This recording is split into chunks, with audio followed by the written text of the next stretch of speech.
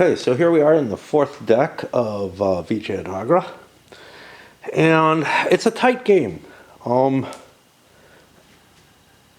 look at the Bahmani and I say, they've fallen behind a little bit, but they're still relatively powerful with a good military available to them.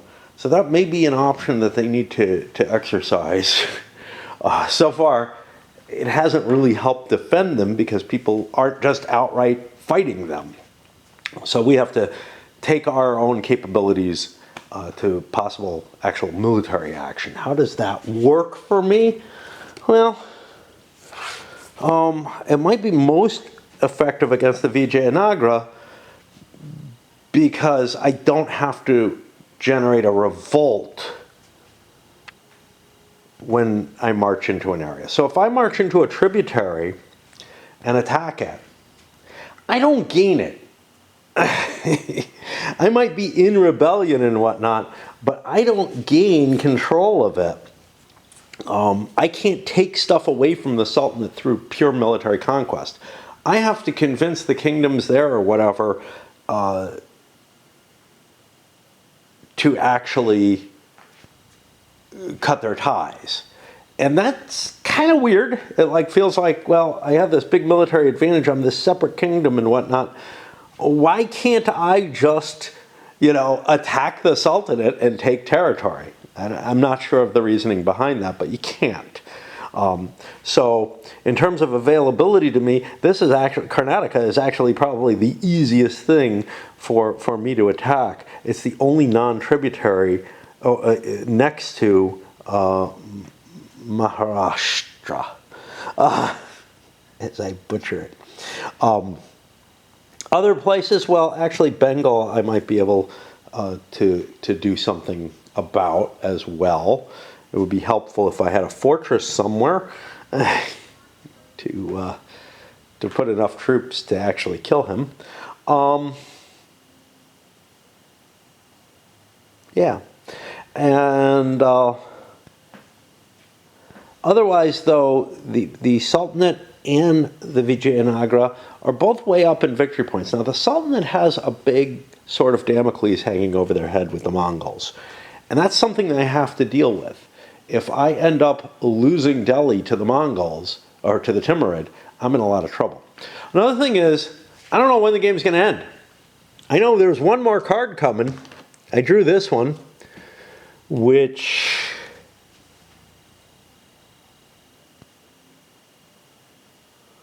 there aren't a lot of temples. So I don't think the Sultanate's going to take the free action here, although they might use it for this free action. And free migrate to 2 locations. In fact, I'm kind of desiring to do this just to get away from the chance of the Timurids coming up, before I get to use this. I've already wasted an action on this, right? The other option doesn't look bad for the blue, right? Yeah, the yellow can't do anything. Blue would be the other person who could take this action. Doesn't look bad, but it doesn't. Yeah, it would just be getting a couple of guys in here. So, yeah, I think the most likely is I'm gonna fire this sucker off. Anyhow, we're at a fairly close game. The Sultanate is not wiped out by any means. It still has a lot of tributaries, etc. I don't know how common that is. Yeah.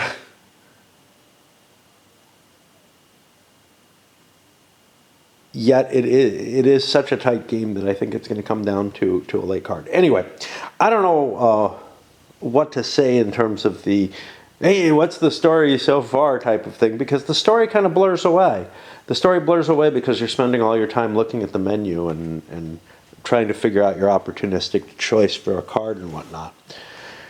Which is a bit of a shame. I like playing opportunistically,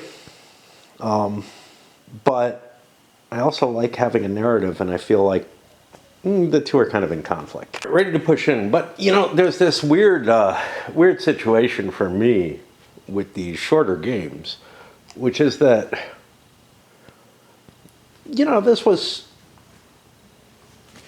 it's not a huge rule book by any means. But anyway, I don't know what I'm getting at with that. But, I was learning it while I was playing something really huge. Something that I took, several XX games in stride with, at least a couple. And other stuff as well, I think. Not sure. But I generally don't like to learn too many games before I'm ready to play them. So while I'm playing this, I'm trying, I see I'm getting towards the end of it, and now I'm trying to learn the rules to something else, something that's at least as complex as this is, while I'm not, it's got issues too, but while I'm not even comfortable with, learning how to play well, as opposed to just how to play. Okay. Well, where are we sitting here? Yellow can't do anything. Does black want to do this? Up to 2 units in each province with a temple. Sucks. This is the perfect time, like I said, though, for me to fire off this turquoise throne. In one location with a blue piece, black can put up to 2 troops Rajas, and then free attack targeting blue. Oh, in one location. But no dice for defense. Yeah, let's do that. So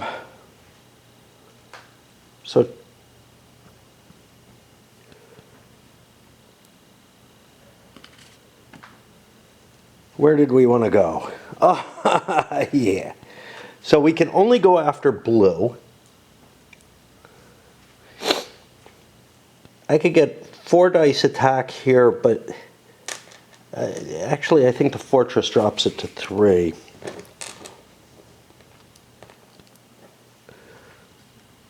I have to target blue with my attack. This is beginning to look less and less valuable because they're not that powerful in most areas that I'd want to hit them. If I hit here, I could bring 2 units in from one of these Kasbah. I only get 3 dice. Wow. I don't know if I like this event. I thought it was pretty cool.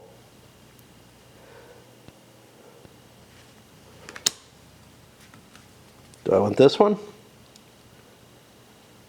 Place up to 2 units in an area with a temple. In each province with a temple. Too bad there weren't more. Gosh. And I need money, man. But I won't get that much. Get like $4 or $5. $4. 2 cav. Fuck. I don't know, man. I think I wanna do the command and decree instead. I really do. Because I need money. I need money badly. And what to do in addition to that, I'm not sure. Still debating. See, the thing is, this doesn't cost me anything, and that's cool. That's why I want to play it, and I've already gotten it and everything. I can deny him an action. And I'm also kind of, all right, maybe attacking here isn't that great an idea. But where might be, there's places like here where I could clear out some of his capability for expanding that I really don't want to see happen. Demanding obedience would be the equivalent to, demand obedience is interesting. Hold on. So I could demand obedience someplace like here. Is there a valuable govern option for me? Yeah, I could take this out. Fuck. See, because the demand obedience gets me the province's prosperity and money, so I'd get $1. That's not very exciting.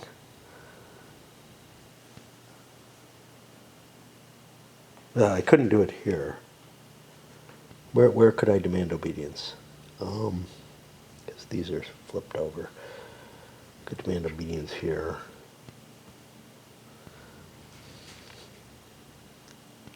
Oh, no. Demand obedience I can do here. Yeah, demand obedience is not the thing that gets me obedience. That's govern.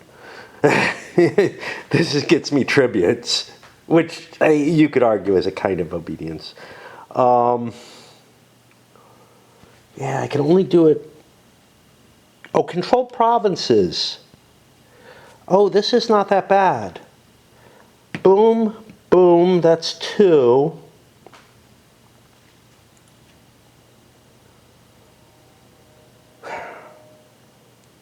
But wait, did I want to attack? Like, did that attack do anything for me? Gets me a free attack. Do I get anything bonus off attacking?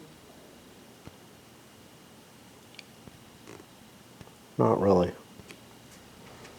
Oh, fuck me. I don't know. So demand obedience, I could grab these 2, which would actually be a really big bonus. Is there a way I could get another into play?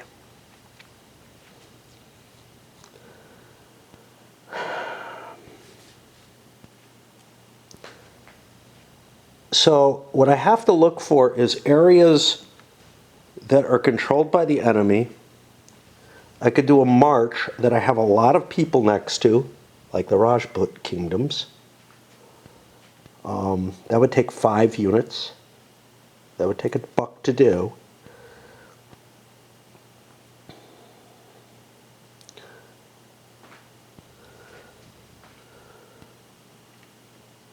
Bengal is also of some interest. The problem there is I need all these pieces, and thus I only have 1, 2, 3 pieces to move into here. Not enough to get me the obedience in Bengal. Bengal is worth more, though. So if I do this, let's say I do a march into here, because it's easy. That's 1. 2. For another $1 I can break even. 3. I don't have $3. Fuck. Okay. $2. All right, let's just fucking do this. So I spend my $2. This has 4, so I need 5.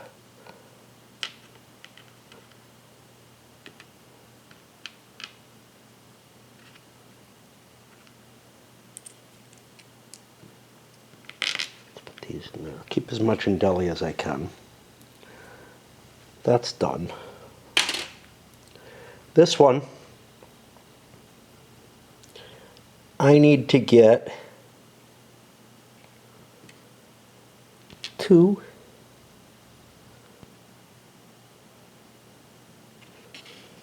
This is easier to deal with, so getting out of there makes some sense.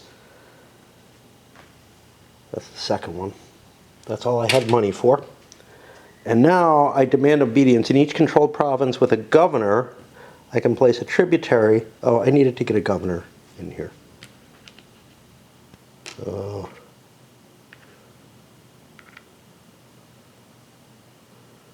I think this one. It's got to do with adjacency. And this one had to be a governor too, which meant this went in. Yeah, don't want him rebelling. Okay. In each province with a governor, I place a tributary and gain money equal to the full prosperity. Flip all rebelling units into obedience. So this goes away. That's a point of his victory gone. and I get this, that's a point of mine. And these become accepted. This one. So here's the thing, we actually hit control after our action in here, which is why that's allowable. Okay, I forgot to give myself a buck. This one, I get a victory point and I get a buck, and this becomes obedient, as does this one, which I couldn't even see was rebelling. Okay. So all has to do with the angle of things. This one also went down from him, and I will, actually it went down too. All this fiddling shit. These should have been rebelling, they're not for some reason, because I can't remember to change game state. There's a lot of fiddling with that kind of shit. I already moved these, I think. Now I'm going to have to recount. I think I moved that down too, but I got to recount everything. And I get $2, which cannot be forgotten. All right, now we look at all the game state and, you know, recount everything and fix everything, because I'm convinced that I, you know, maybe didn't give the money for Bengal over. Seems I got everything right. And that puts it to him. Yes.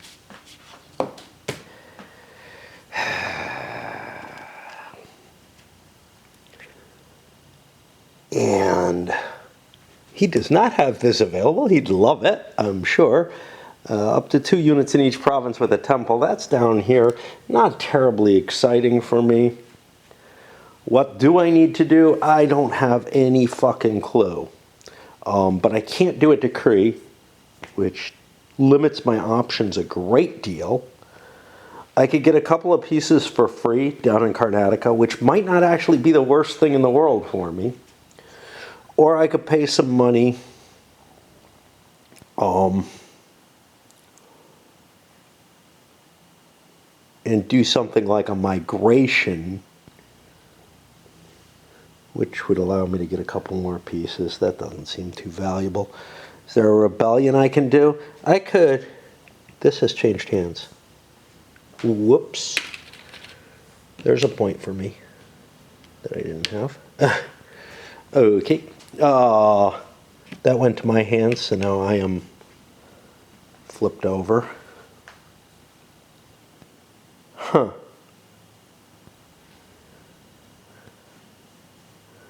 Yeah, there's not really a place I can rebel. I want to use my attack capability. Why don't we do that? Attack all our mirrors up to 2. We could get a shift of power if we attack yellow. Yeah, but yellow is not easy for us to attack. We could attack in Karnataka, but we'd only get 2 units going in there. We're just not in a position to do the attack. So we'll rally. 1, 2, 3 pieces.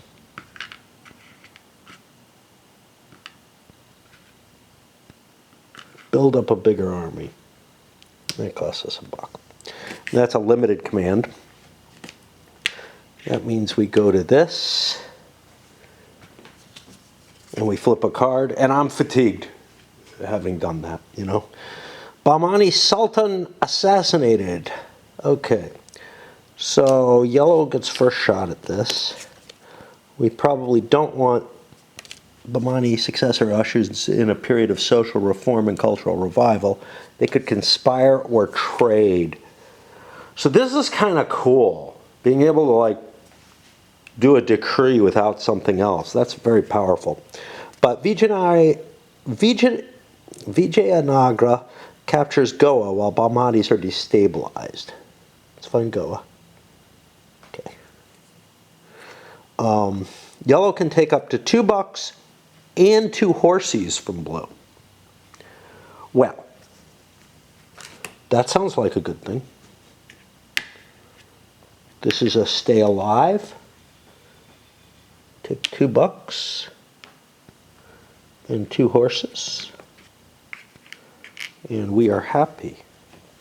And that puts it on blue, who's again in this position.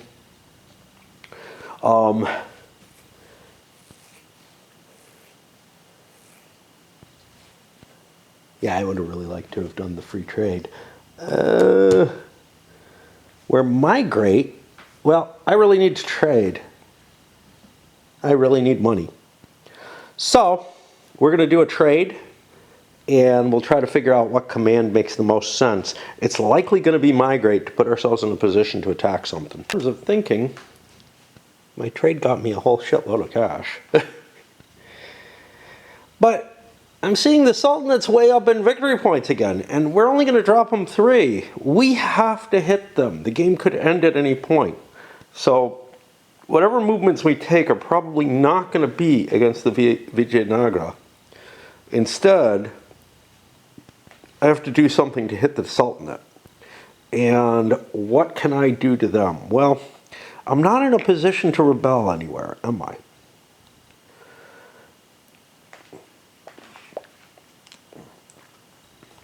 I could make attacks. Remember, I have a lot of horses. An attack here doesn't look all that unreasonable. Might even get away with an attack here, even though there's more units. Knocking some out puts me in a position where I can rebel.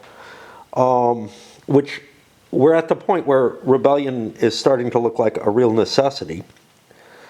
With these guys, we have an advantage. I could bump attacks into these without doing any movement.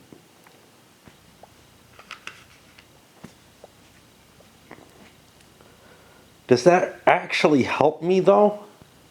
You know, I'll be reducing their troops, but what else will I be doing? I don't know. The other option is to do migration to put myself in a position to attack things better.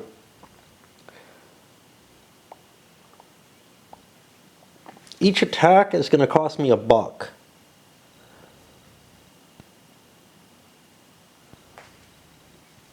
I like the idea of doing the attacks.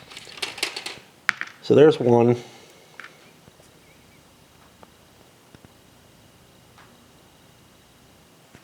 Could attack up into here instead.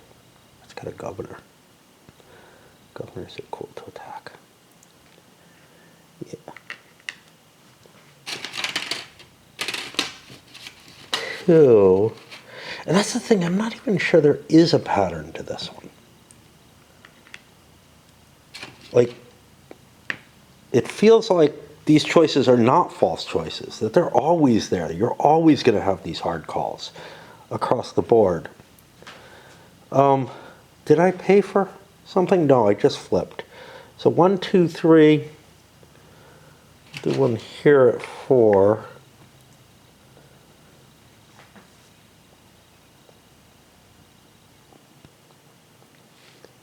We did trade, so we can't do build, which sucks. All right, we'll spend $4, which is a lot of money, and we'll launch our attacks. I'm allowed to attack this because there's just a fortress there. Or just a Kasbah. I got tons of horses. The Sultanate has none. I got 3 units, so these are all hits. He's going to get a hit on me, and I can't screen it. So I'll take the hit. This is hit. Do we get anything for success? No, because we're not attacking. We're attacking the Sultanate, which does not help us. Okay. That one's used up.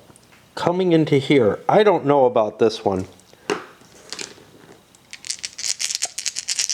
I can only hit twice, but I'm looking to limit his capability. There's my 2 hits. He's got none. There's no need for me to put Cav in play.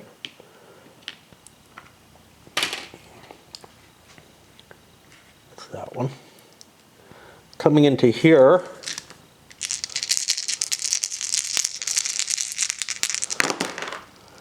not so good.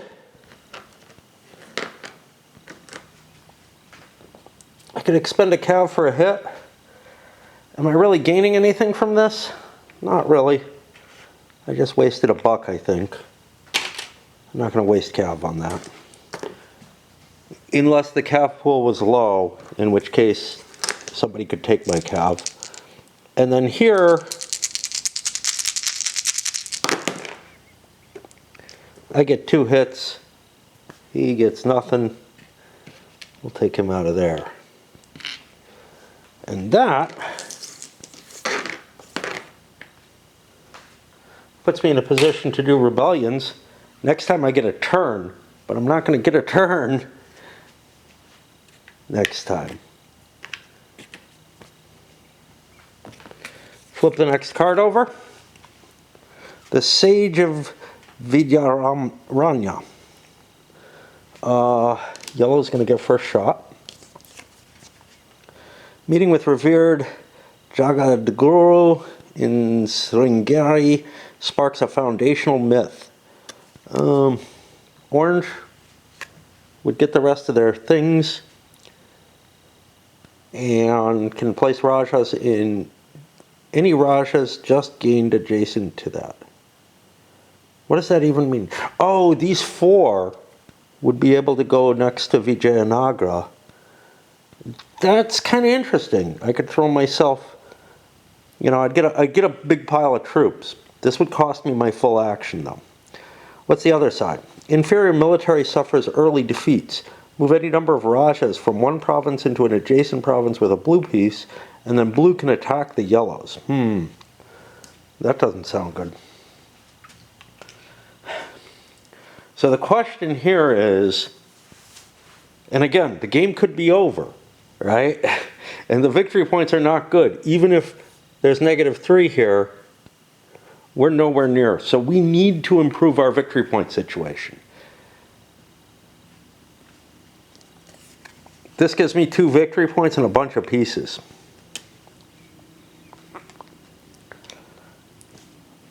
I could rebel though, here. That would give me 2 victory points. Now I could do them one at a time as minor actions.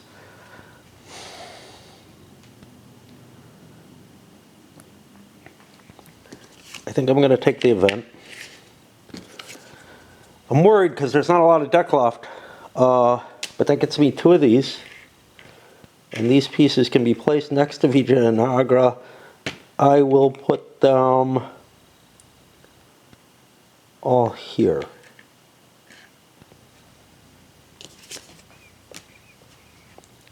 And now the Sultanate's in its position. Now the Sultanate, they have hard calls. So like, I'm actually finding the Sultanate is sort of blundering into what looks like victory right now. I mean, there's 5 cards left.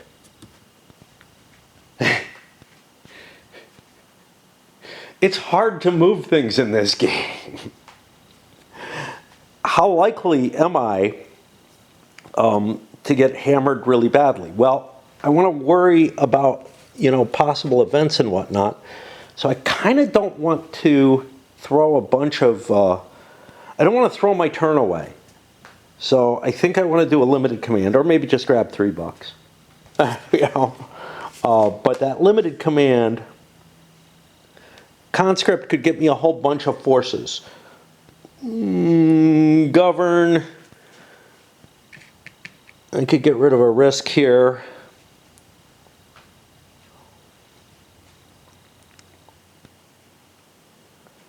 Get rid of a risk here. I'm more worried about blue than I am about anyone else. What happens if I govern?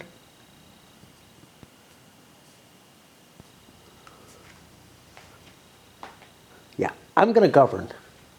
I'm going to govern for $1 over here. I remove both of these and I put a Kasbah in there. And that's a limited command. Let's see what the next card is. And I think we break, but we'll see. The Conquest of, I hope I put the Timurids in. The Conquest of Madurai. This is a stay eligible. Black goes first. Sultan's generals plunder Pandyan kingdom. They can place up to 4 troops and a governor in Tamil Khan and gain a total of 3. Okay, Tamil Khan is down here. That's appealing with a stay eligible. My other option is place up to 2 troops and or Rajas and a free attack. It could be someplace like this that's threatening to revolt.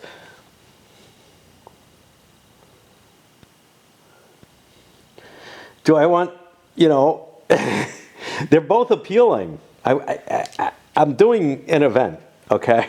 There's no question. The question is, which one do I want to do? I will still be eligible. I like this one. 4 troops in a government in Tamil Khan.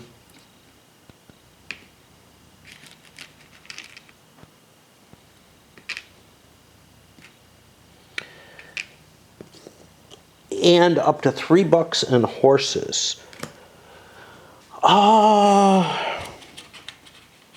Let's take 2 horses and $1.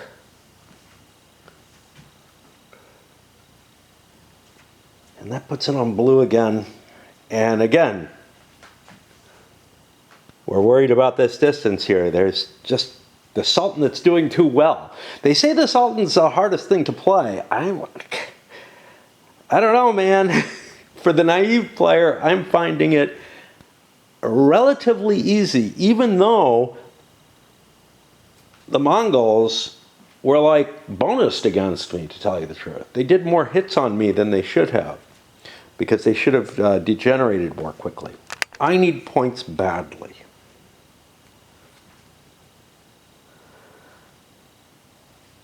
So, what I'm going to do is I'm going to do a full move, I think, and rebel here. That's a 2-point space. Here. You could just do a minor rebellion and get 2 points. That would take 2 away from him. It would make it close.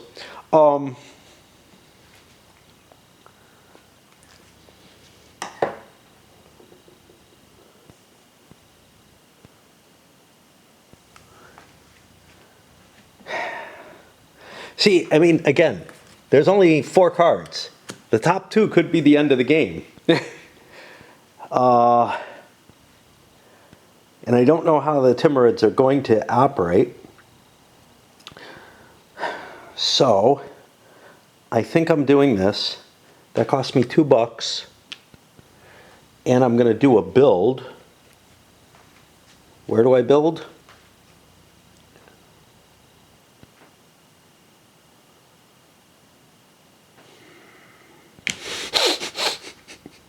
Okay. Not sure it's the wisest, but it's there. Okay. Rebelling in both of these. I paid the money for it. All right. Oh, could I have rebelled somewhere else if I do a build somewhere else? No, there's nothing that close. Okay. So these go away. That's 3 of his. 1, 2, 3. And we get them. That's 3 for us. 1, 2, 3. I got to recount because I think I counted the fortress, but I'm not positive. Recount shows that I did not. 2, 3, 4, 5, 6 under my control. 7, 8, 9, 10, 11. So I'm actually in the lead now. Barely. And we do the flush. We draw a card. Diamond Mines of Golconda. All right. Black would go before yellow. Sultan's oppressive taxation. In each province adjacent to Warangal with a black piece, black can take up to 2 from each faction with a piece there. Ooh. This would be huge at other times. I don't know if it's that terrible. So I would be able to take $2 from each of those powers. It's nice, but it's not that great because they've kind of cleared out of some of this. And I could, of course, fire this thing off, keeping my options open, which I'm guessing is probably my best move. That also will prevent untold riches just beneath the surface in each province adjacent to Warangal in which it has a piece. I could rally for free and gain $2. That wouldn't get me very much. That would get me like another piece here and a couple of bucks. So I'm not that worried about him taking the event. But I am worried about making sure I get a turn. So in one location with a blue piece, black can put up to 2 troops Raja, then free attack targeting blue with no dice to defend.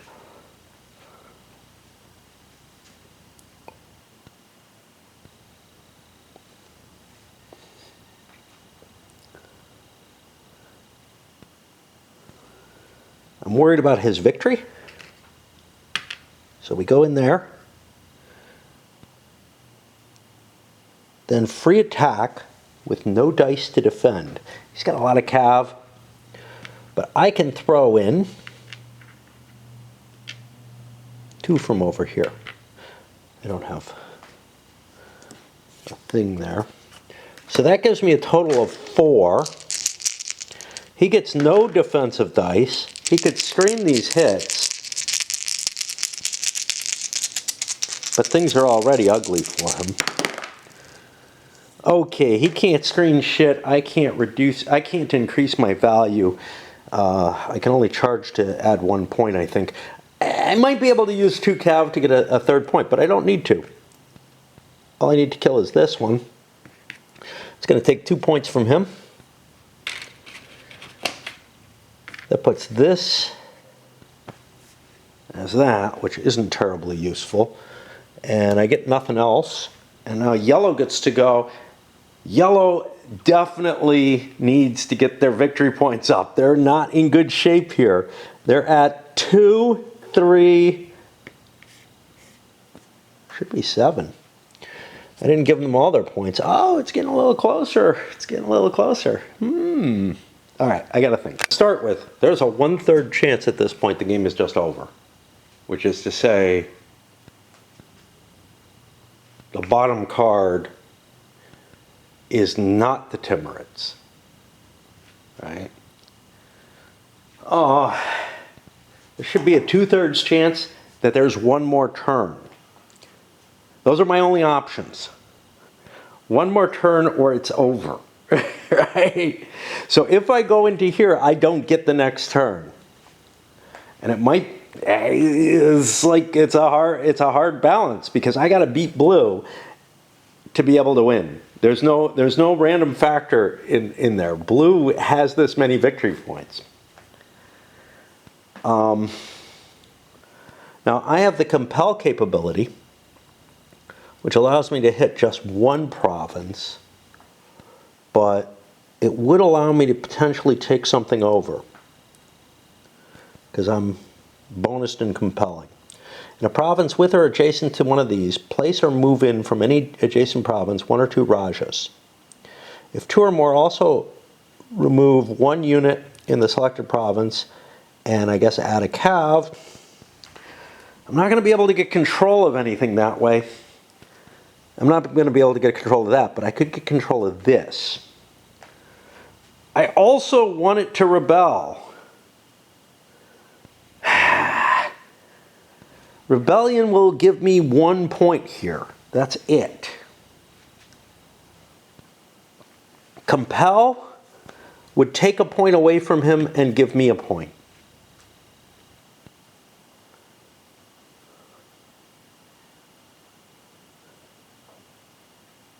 Ah.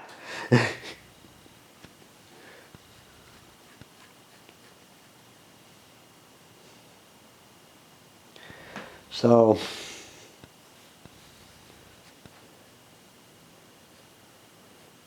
I don't know.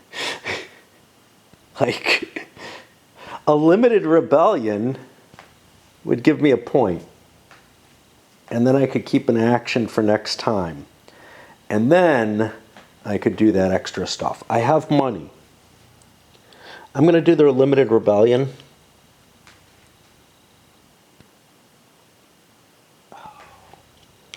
But a limited move gets me Gujarat, which is worth 2 points. Ha ha ha. Okay. Good Lord. All right, we'll do the limited move. Limited move into here.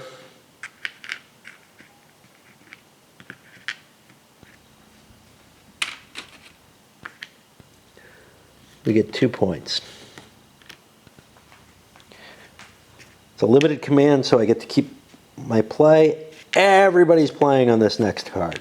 This reminds me so much of the end of coin games, you know, trying to set it up. But you don't know if the game's going to end. Ha! Well, this needs to be the last card. Yep. Okay. Just making sure. Capital relocated. This allows you to stay eligible. Doesn't matter. Order is that. Blue is first. Political damage and chaos ensures the Delhi elite is forced to migrate. Move up to 4 units from any provinces to adjacent provinces. And they lose $5.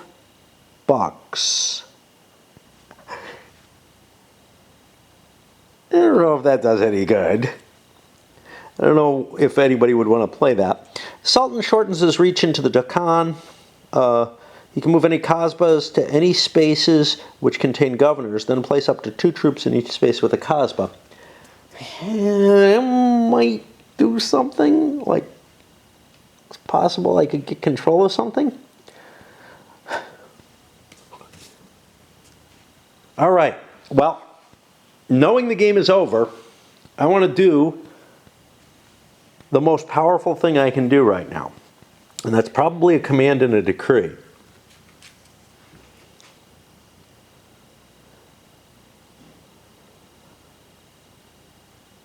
I don't think taking away his money is that valuable to me. So I'm going to look on the commands and decrees and see if I can get anything. I got $3 to play with. That's it. I can get 1 point with a fort, which will help my defenses a little bit. I don't have any rebellions open to me. Rally. You know, I could up my defenses in the areas that I want to be in, but I'm not in the lead. Attack.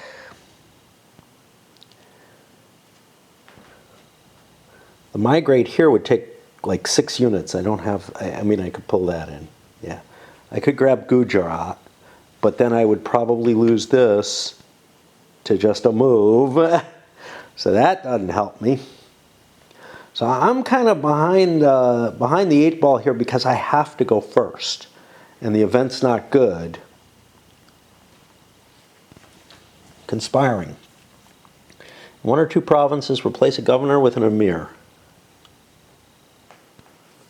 Well, it could happen over here.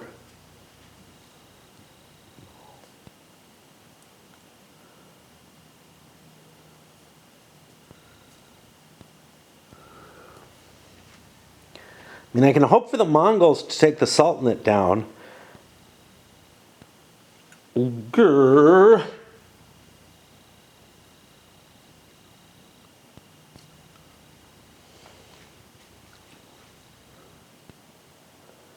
I could take points away from him.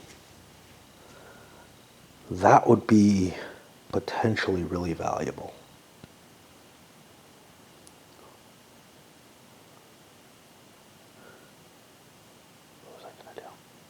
That's conspire. That's gonna. So I could take points away from him by in Gujarat. It wouldn't take a lot to take 2 points from him. So what would it take? And this is where, you know, the game becomes this calculation mess, which, hey, it's what it is. I also have attacks available. What if I attack things? What could I attack that's useful? Not a hell of a lot. Like, you know, I could attack 2 pieces into there, which, again, might take the points away, but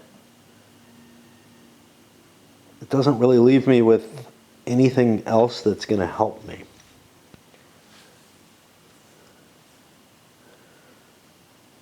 I'm not going to be able to steal Gujarat without basically giving this up, is the problem.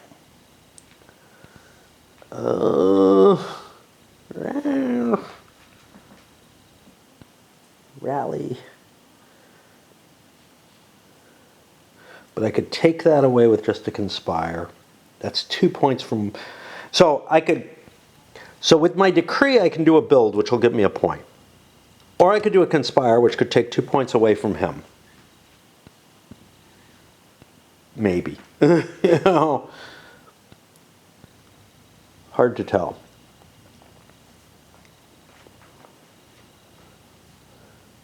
Take some of this. But then I could do attacks and maybe break more. Yeah, let's conspire. So in 1 or 2 provinces, with or adjacent to a blue piece, replace a governor or raja with an emir. Okay, let's do that here. And let's do that here. We're going to try to use our military to some advantage because we have all these fucking cav, right? Okay. That's our conspire. We did a decree, so we're going in there. Now we're going to do attacks. We have 3 attacks we can make. One's here. One's here.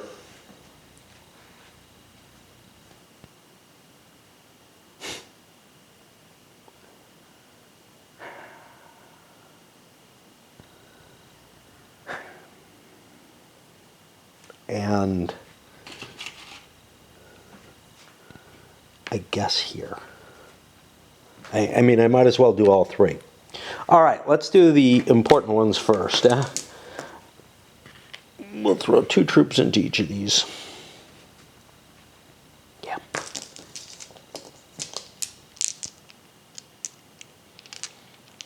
And that means I'm going to attack yellow here. It's, ooh, yellow has cap too.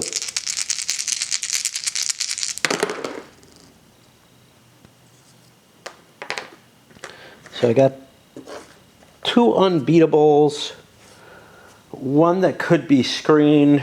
I can't really improve that unless I could play 2 cav on 1 piece. And he has no hits at all. Does he want to defend this? If I screen that 1 unit, let's say I screen 1. Then it would be 2 hits on me, I'm knocked out of there. And he's not going to get it anyway. Well, 2 hits on me, it doesn't matter. 2 hits on me, I'm dead. Okay, so nobody's going to play anything, cav-wise. 2 of these go away. 2 points gone from yellow. For that. Anything special happen in an attack? Shift influence! Oh, yes, it does. We gain a point. He loses a point. Okay. That's 1. Let's go to the next important one here. I got 3. He's got 3 pieces as well. Temple doesn't give any defensive advantage.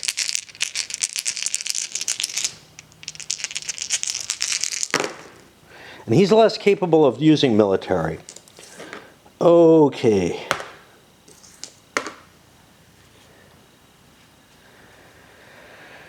I'm hitting with 3 pieces. I'll put a cav here, a cav here. Am I able to use more than one cav in a single battle? Because this is more important than that other fight up there. I wouldn't normally do this.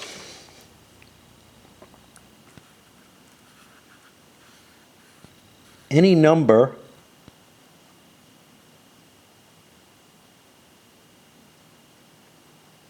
same die can be affected multiple times. Okay, so this is down to a 3. I've got a permanent hit on this.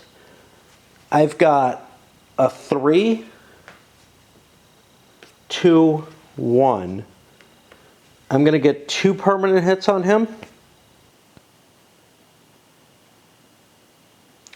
He's going to get a couple of hits on me, which I'll take from here, so that, because he can't screen these hits. I made them automatic, which means he takes 2 hits, and control disappears. Oh, that stays. Control disappears. 2 more points for him gone. This was not a victory, was it? Yes, it was. It was indeed. This goes into place. And yeah, this counts as a victory because I made hits. He might, oh, he made hits too. No, both sides made hits. Yeah, I wouldn't have been able to overwhelm him or anything. Sure. But I could screen a hit. I could screen a hit. Let's screen one of these. What does that do? That means that I get a victory, which means that I have defeated him and drop him yet another point down. That's going to be hard to make up that ground. I don't gain anything. I'm at maximal influence already. All these cav go away. This is the interesting thing. The attacker is able to make dice unscreenable. The defender can't. He doesn't get that opportunity. I gotta swap batteries, but we got one more attack to do. I've used up all my attacks there. Here, why am I attacking here? I don't know. Because I had an extra buck. I get 1 unscreenable hit. He gets a hit on me. I could have lost the battle. That wasn't a worthwhile thing to do. He had 2 pieces.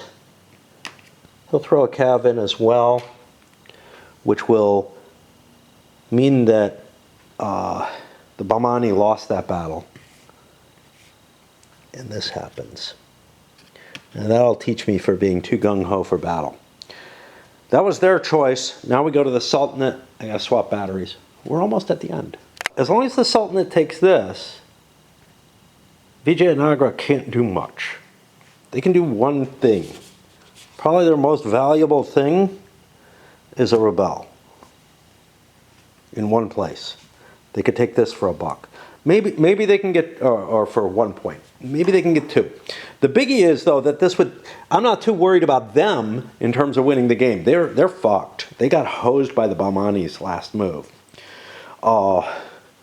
What I am worried about, and this all came down to what was the order on this card. It really did, because the Vijayanagara are not going to have an opportunity to do a major action, right, of any kind. The Sultanate is worried mainly about the Bahmani in that case, and the Mongols, the effect of the Mongols. There's 3 points to play with the Mongols.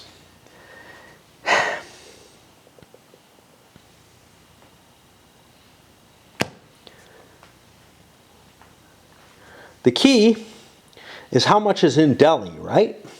At the end of the game.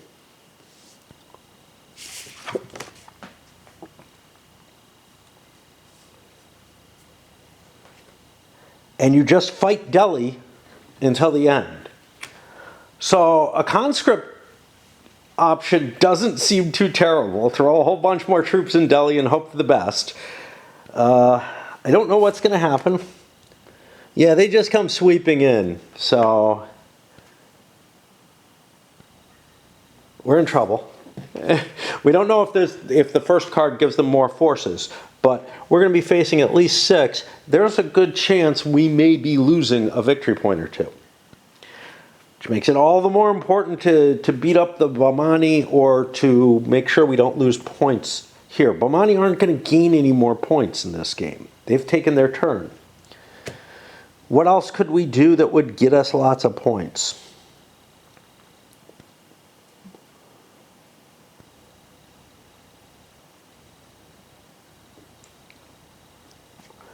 Honestly, just don't see anything other than conscript.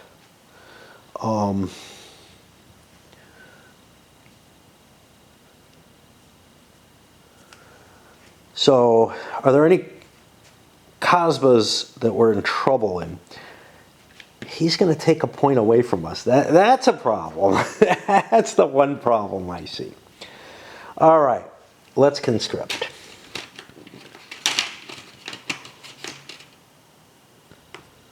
One, two.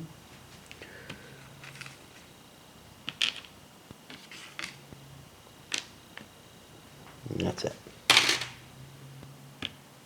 Okay. And we took a command. Now, I think we could take a command and only have done one of those, right? I don't think we had to actually spend $2 to take the command. I'm not positive of that. But it's important because we want to prevent him from, getting a full action. And now all he has left is a single command, which is going to be the rebellion here, I guess, for $1. And that will take a tributary away. There goes my point. Then we'll take this back. There goes a point for him. Make sure these are all face up. I don't want to flip them, at least not with one hand. And there's nothing else that happens here. Yeah. So, I don't know what we're hoping for. Looks to me like we got last place no matter what, and it really came down to what's the ordering on that card. Feels a lot like coin that way, man. You get the wrong ordering on the card, and it all just comes down to that. It all just comes down to what that last card is. Feels that way to me. All right. We did this, so we go back. These go here. It doesn't matter because we draw this. First succession crisis in Delhi. Add half the Mongol invaders available to the mountain passes. Continue play. Okay, that's the thing I wanted to know. Okay, there we go. And then we draw the very last card, and it triggers this sequence. Now, it's really unlikely that it goes down to the very last card in the game. But what that does is that means that I could tell that Vijayanagara was going to lose, right? Whereas if it came as a surprise, no one would have known and people wouldn't have played in quite the same kind of little tactical fashion on that last card. I think in most coin games every time that the game is going to end. The action before it ends. I think the end game card is always flipped up because you get a warning what the next card is going to be. By not having that, this does take away some of that really stilted last turn situation.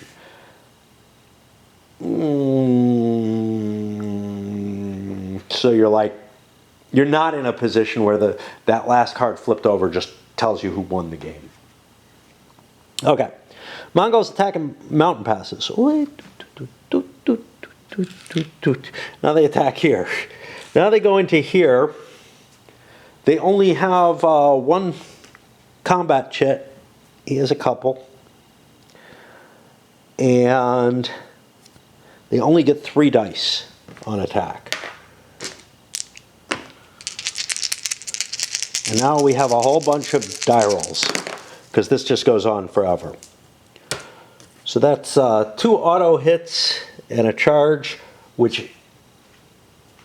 Am I allowed to drop a 6?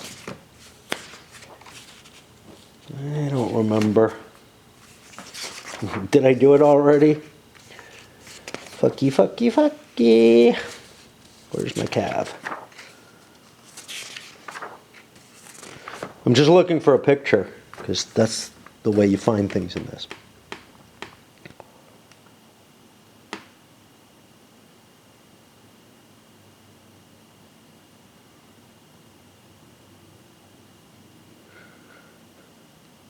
Okay, yeah, 6s just don't hit, no matter how many pieces you have. Okay, so yeah, this goes down to a 5, so that's 3 hits. I will screen one of those hits, and I do 2. I'm at a disadvantage here, man. I think this is gone. I think this only exists for 1 round. Again.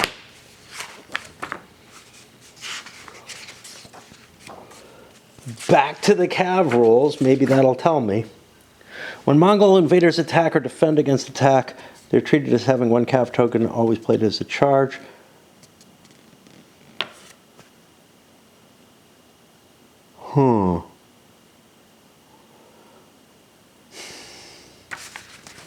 See if the Timurid have their own rules. Because normally you only fight 1 round of battle. Interestingly enough, they are not given a rule here.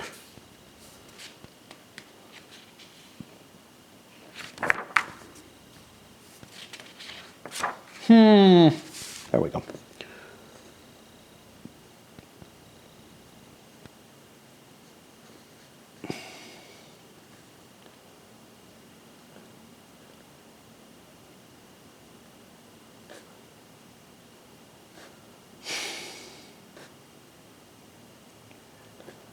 I don't know.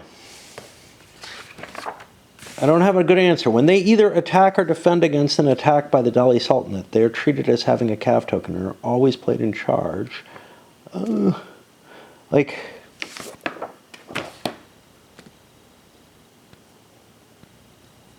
I think they regenerate it. It's what makes sense to me. Like, otherwise, you're making a choice.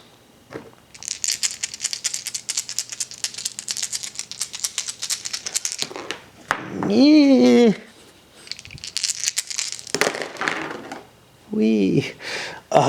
Okay, we got a no screen. Not that they can screen anyway. Mongol rules are specific. They must use it to charge. They increase a hit if possible. That goes to a 5. I'm going to screen that hit. And so it's 2 of mine to 1 Mongol. And now only the Mongols have cav, and they have a numerical advantage. So it's a Bahmani victory, I'm calling it. Yeah. Okay, there's the Mongols. They have 5 or more pieces, so they hit twice. Make it 3 times. And we have 2.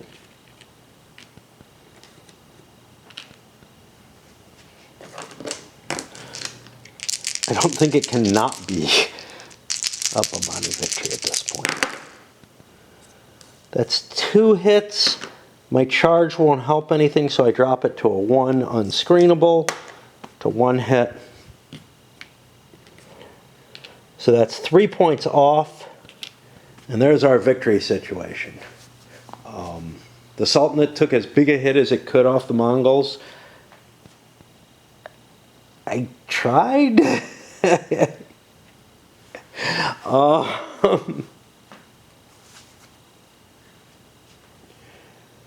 don't know what this is for. But yeah. And that is the end of things. Surprisingly, I found that the Sultanate felt like it was really in the running.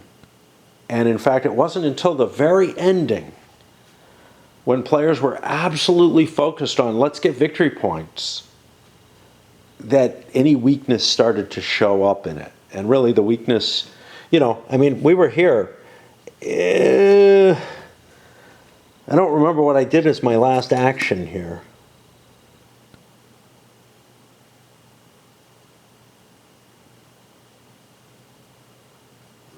Did I do an action? Yeah, I built troops. I built as many troops as I could in Delhi. And I think that's the best I could do. I was not expecting to lose to the Mongols, honestly. But in part that was, I didn't expect that the Timurids were going to add 3 more pieces. Whatever. I don't think there was much I could do at the very ending. So yeah, I think things got really exciting at the end.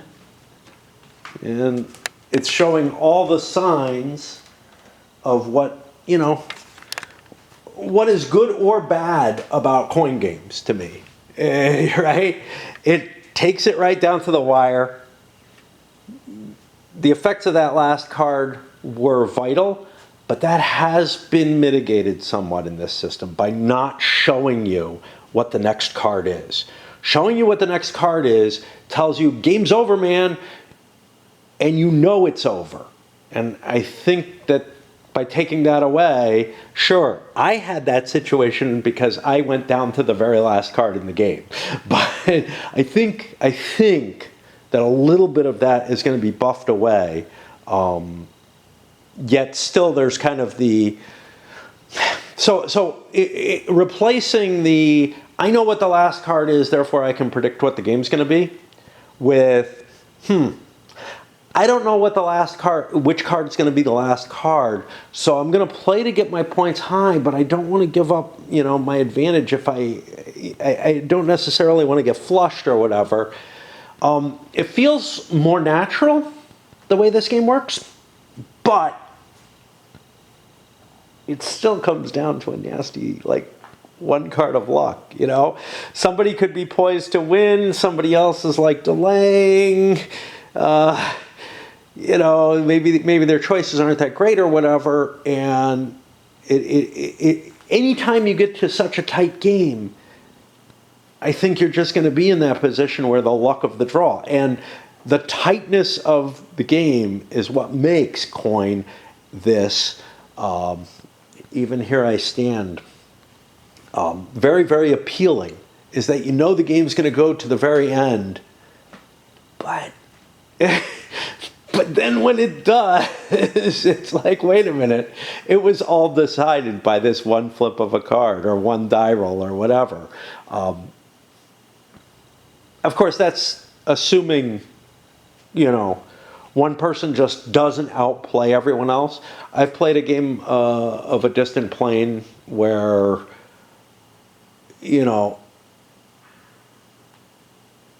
players were just not competent enough. And you would argue, well, you shouldn't be competent enough. Yeah.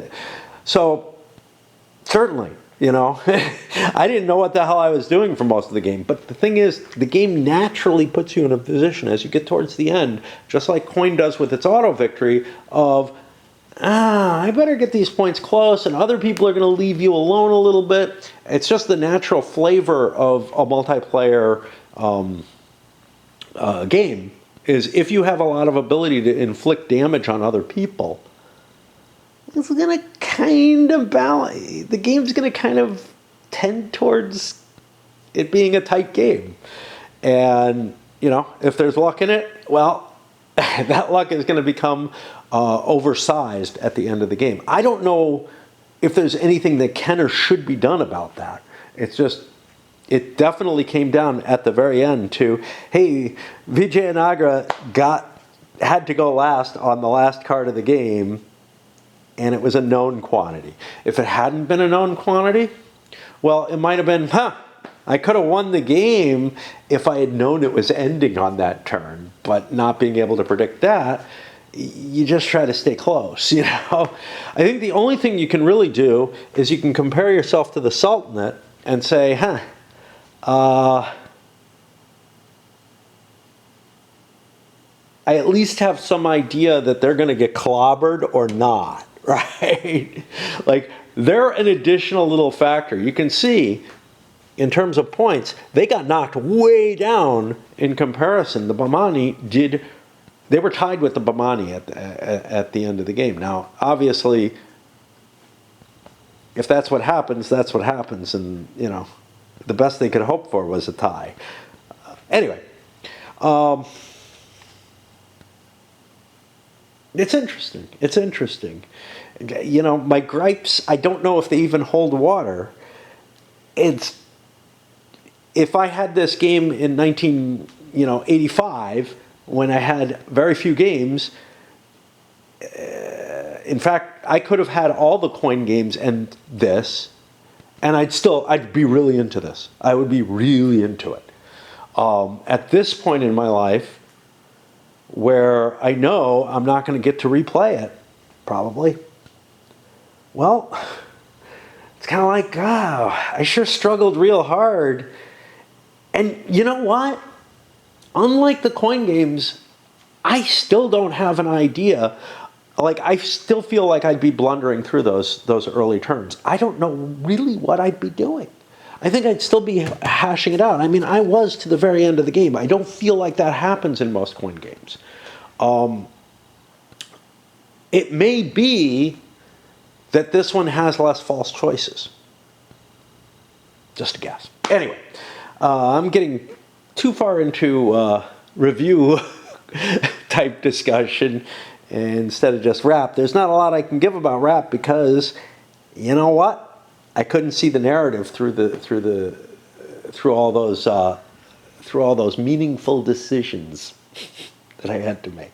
I'm an opponent of meaningful decisions, which isn't to say, you know, I'm in favor of decisions that are really, really important. I'm opposed to lots of little picayune meaningful decisions. Give me a few. Give me a few big ones that I can kind of follow my pathway for, you know. But make the general core of the play of the game simple enough that I don't have to agonize over each little move. Now, you know, somebody brought up, hey, you know, you saw this same kind of, you probably see the same kind of thing, like, they were bringing up in particular, you don't like this because, or you're complaining because you're not familiar with it as you are familiar with other coin games. No, all the coin games suffer from this. Every single one of them, because you have to learn the menu each time. But then he also brought up the Men of Iron, and, you know, look, that works like a war game does, okay? You know, that works like a traditional war game. There's a whole world of packaging that you can put into that. It's got its own little finicky things, but you learn them real quick. You learn them real quick, right? I did not have to. I never felt like I was just stuck with this, oh, I don't know what to do. I can give you a game I love that does the same thing, which is Freedom in the Galaxy.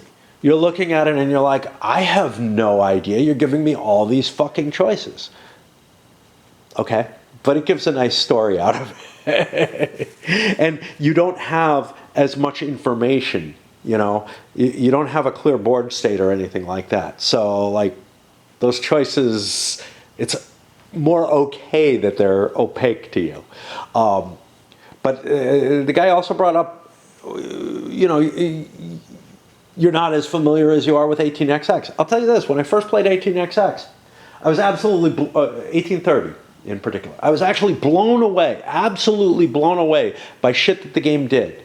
But I never felt for an instant in that first game that I just don't know what's going on. And you could argue that there's stuff that's heavily obfuscated in 18xx in terms of like how the trains are going to fall and everything like that, but you just don't care, right?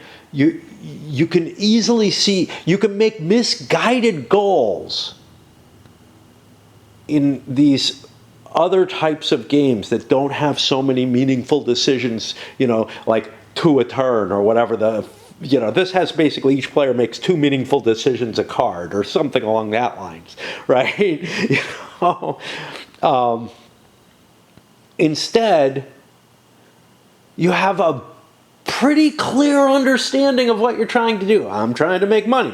Maybe I'm trying to build a viable large railroad that'll make me lots of money later on. Maybe I'm trying to make a lot of money early on. I don't know the answer to that, but I'm willing to try to find out. I can come up with one of those general strategies and I can play towards those goals, understanding them. I don't know what I don't know what those intermediate goals are here. Like, I don't have anything to aim for, right? All I have is this fucking menu and the victory conditions at the end. There's no intuitive pathways to follow. I'm just fiddling around with pieces, and in that way, it feels so much like one of the heavier Euros.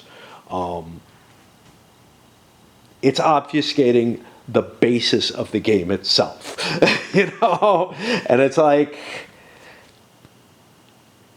I could get rules wrong in a game that's intuitive in feel, and I'll be.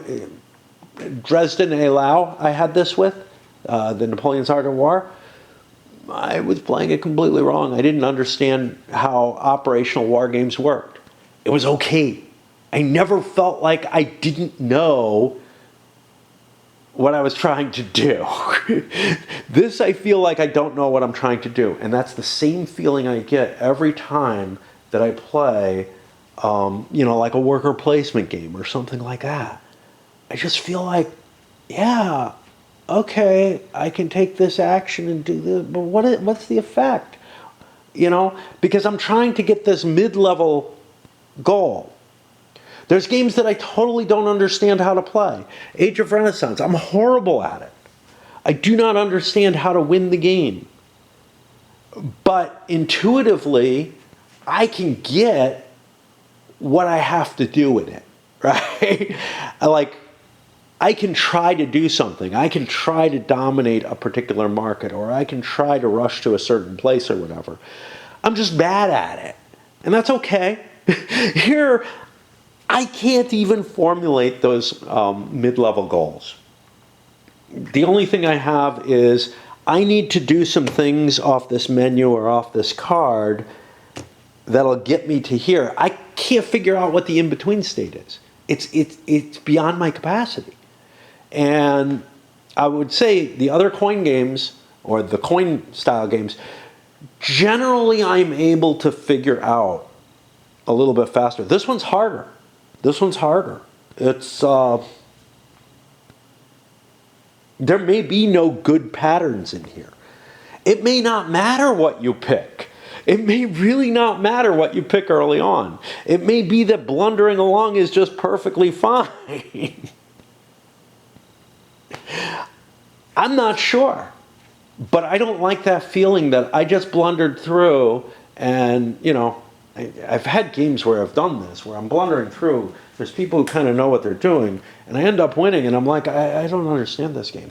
I just don't understand what I'm doing, And I have a feeling this might be of that nature, and that's very troubling,